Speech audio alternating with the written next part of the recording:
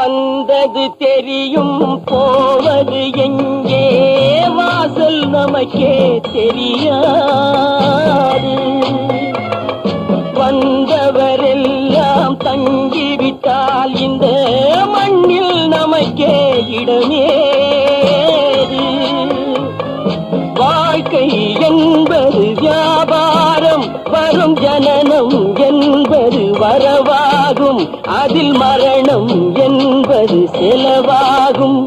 போனால் போகட்டும் போடா, போனால் போகட்டும் போடா. இந்த பூமியில் நிலையாய் வாழ்ந்தவர் யாரடா? போனால் போகட்டும் போடா.